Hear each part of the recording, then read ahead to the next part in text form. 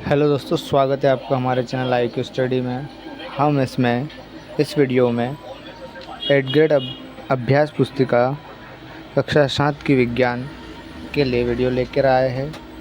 हम इसी प्रकार के विद्यार्थी एवं विद्यालय संबंधित वीडियो हमारे चैनल पर बनाते रहते हैं, इसलिए हमारे चैनल को सब्सक्राइब करें, लाइक करें और शेयर करें। चलिए वीडियो स्टार्ट करते हैं। तो हम देखते हैं कि इस पाठ का नाम है ऊष्मा और पहले पेज पर हमको दिया हुआ है लर्निंग आउटकम्स के बारे में बताया है। 702, 704, 706 और 708 सहित 716 भी है। यहाँ पर हमें पाठ के पहले की पूरी जानकारी दी गई और कुछ नीचे चित्र बनाए गए। चलिए इन चित्रों का क्या करना है इसे हम अगले पेज पर समझते हैं। अगले पेज में हम देखते हैं कि कुछ चित्र बने हुए हैं और दिए गए आकृतियों का अवलोकन कर ऊपर दिए गए चित्रों में वैसा कि वैसा लिखना है और उस वस्तु के बारे में सोचना है कि वो गर्म है या ठंडी है। उसी का विश्लेषण करते हुए हमें नीचे दिए हुए डब्बे में ठंडी वस्तु और गर्म वस्तुओं को लिखना है, जिस प्रकार से लिखा गया है। चलिए अगले प्रश्न पर चलते हैं। प्रश्न अब है रिक्त स्थानों की पूर्ति दिए गए विकल्पों से चुनकर कीजिए। कुछ ऑप्शन दिए हैं जैसे ठंडी, तापमापी, 37 डिग्री सेल्सियस, कुचालक और गर्म। यहाँ पर हम देखेंगे कि पहला प्रश्न है ताप का मापन खाली स्थान से किया जाता है, तो इसका सही उत्तर है तापमापी से। दूसरा प्रश्न है मानव शरीर का सामान्य तापमान खाली स्थान होता है, तो इसका सही उत्तर है 37 डिग्री सेल्सियस। ऊष्मा का प्रवाह सदैव गर्म अवस्था से खाली स्थान वस्तु की ओर होता है, उत्तर है ठंडी। रबर, लकड़ी एवं प्लास्टिक ऊष्मा के खाली स्थान पदार्थ है, उत्तर है कुचालक। दिन के समय स्थल जल की अपेक्षा शीघ्र गर्म होता है। चलिए अगले प्रश्न पर चलते हैं। सही विकल्प, निम्नलिखित विकल्पों में से सही विकल्प चुनकर लिखिए। पहला प्रश्न है बूझों को बुखार आने पर डॉक्टर द्वारा उसके शरीर के ताप को मापने के लिए उपयोग किया गया उपकरण है। ऑप्शन है थर्मामीटर, माइक्रोस्कोप, स्टेथोस्कोप या स्फाइग्नोमीटर। तो इसका जो सही उत्तर है वो है ऑप्शन नंबर ए, थर्मामीटर।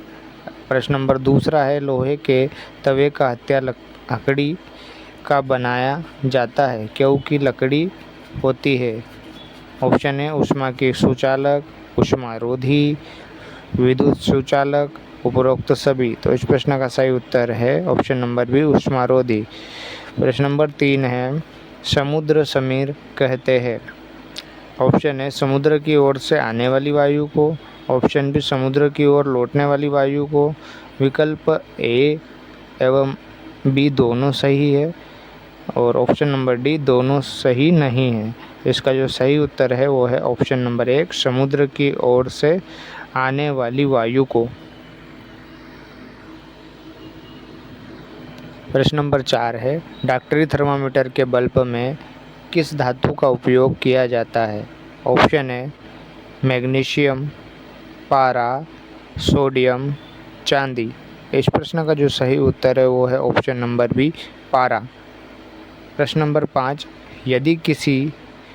यदि कोई व्यक्ति बुखार से पीड़ित है तो उसके शरीर का तापमान होगा 34 degree Celsius, 102 degree Celsius, 39.5 degree Celsius, 100 degree Celsius. तो इसका जो सही उत्तर है option number C, 39.5 degree Celsius.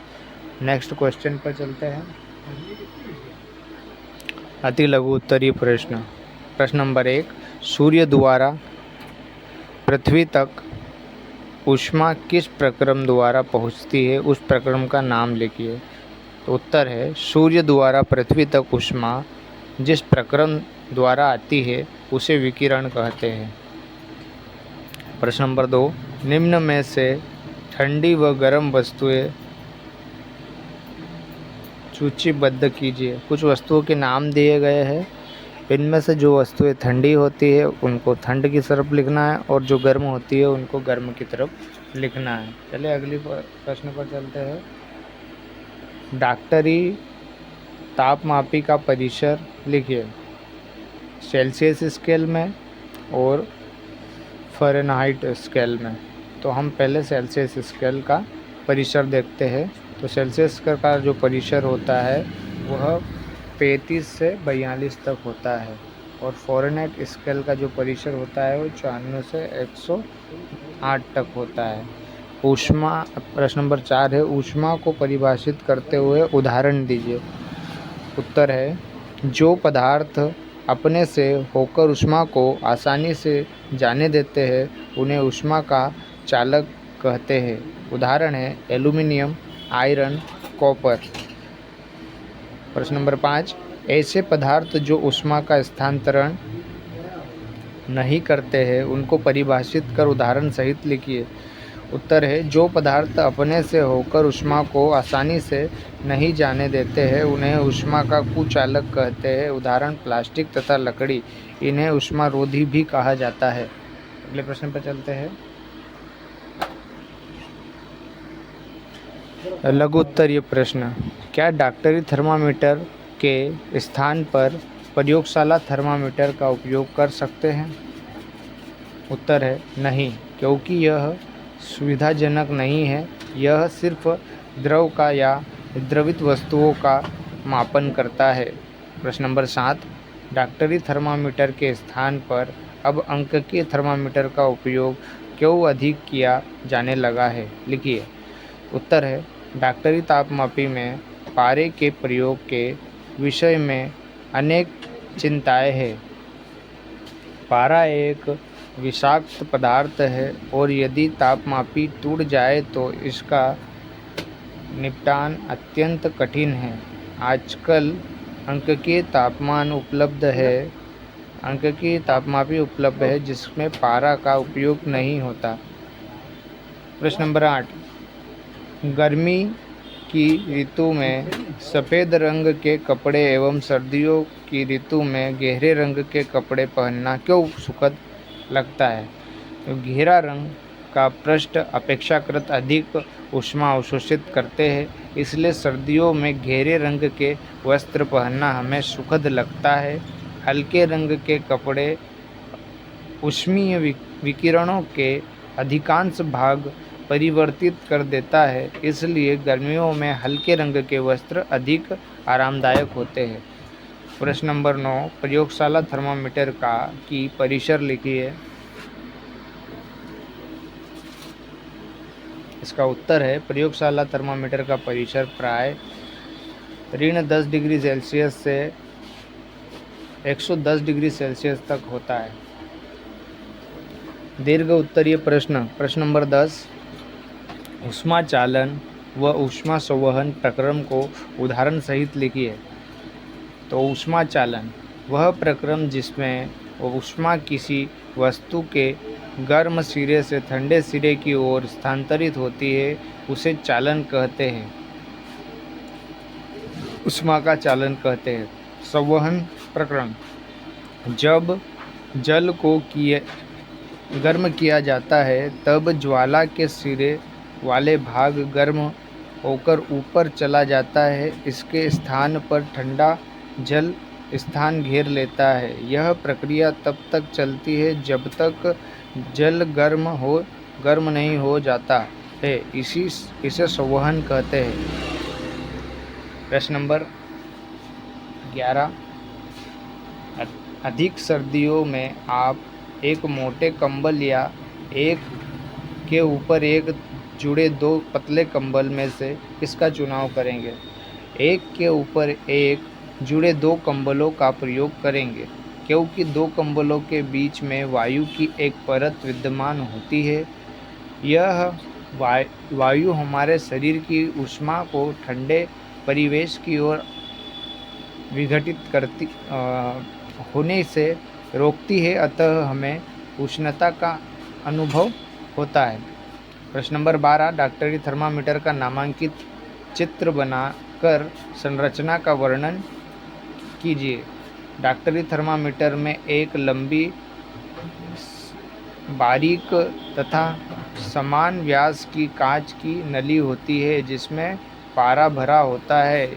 इसमें यह धारी जैसी दिखाई देती है। यदि पारे की यह धारी आपको दिखाई न दे तो थर्मामीटर थोड़ा सा घुमाइए जब तक कि आपका उसमें धारी दिखाई न देने लगे। थर्मामीटर पर आपका ताप मापने का एक मापक्रम भी दिखाई देगा। इसे सेल्सियस स्केल कहते हैं। इसे सी से व्यक्त करते हैं। अगला प्रश्न इसका जो चित्र है पेज नंबर 26 पर मिल जाएगा, वो विज्ञान की पुस्तक में, कक्षा 7। प्रश्न नंबर 13, डॉक्टरी थर्मामीटर का उपयोग करते समय हमें कौन कौन सी सावधानियां रखना चाहिए? तो उत्तर है, डॉक्टरी थर्मामीटर का उपयोग करते समय हमें आवश्यक सावधानियां ये रखनी चाहिए कि थर्मामीटर का उपयोग करने से पहले और बाद में अच्छे से साफ़ करें। उपयोग करने से पहले का पारा तल है वो 35 डिग्री सेल्सियस से नीचे होना चाहिए। किसी कठोर वस्तु से इसे टकराने नहीं देना चाहिए। इसका उपयोग करते समय इसे बल्ब की ओर से नहीं पकड़ना चाहिए। डॉक्टरी थर्मामीटर में पारा होता है, इसका उपयोग करते समय सावधानियां रखना चाहिए। अगले प्रश्न पर चलते हैं। प्रश्न नंबर 14, जल समीर एवं थल समीर का सचित्र वर्णन कीजिए। इसका जो चित्र है पेज नंबर 32 पे मिल जाएगा। तो जल समीर को समझते हैं। जल के स्थान जैसे समुद्र की ओर से थल की ओर आने वाली समीर को जल समीर कहते हैं। वहीं थल समीर स्थल की ओर से ठंडी वायु समुद्र की ओर बहती है, यह थल समीर कहलाती है। अगला देखते हैं। प्रश्न नंबर 15, काला पालिश किए गए पात्र एवं श्वेत पालिश किए गए पात्र में पानी भरकर दोपहर में 2 घंटे रखने पर किस पात्र का पानी कम गर्म होगा एवं क्यों? इसका उत्तर है, काला पालिश किए गए पात्र एवं श्वेत पालिश किए गए पात्र में से पानी भरकर दोपहर में 2 घंटे रखने पर काले पालिश ज़्यादा जल्दी गर्म होता है तथा सफ़ेद पालिश वाला पात्र कम गर्म होगा, जिसका कारण काले गहरे रंग पृष्ठ अपेक्षाकृत अधिक होता है, यह होता है।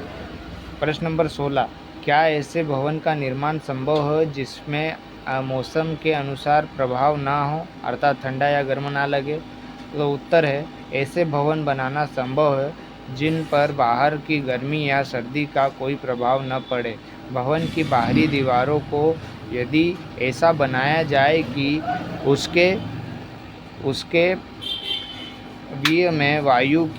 उसके बीच में वायु की परत बंद हो जाए तो ऐसा संभव किया जा सकता है। ऐसा करने के लिए एक विधि है कि भवन निर्माण में खोखली ईंटों का प्रयोग किया जाए, जो कि आजकल उपलब्ध है। Thank you. आज हमारा वीडियो यहाँ पर ख़त्म होता है और अगले वीडियो में हम नेक्स्ट पार्ट को डिस्कस करेंगे। तब तक के लिए हमारे चैनल को लाइक, शेयर और सब्सक्राइब करें। ज़्यादा से ज़्यादा लोगों में इसको शेयर करें ताकि ज़्यादा से ज़्यादा लोग इन वीडियो का लाभ उठा सकें। Thank you.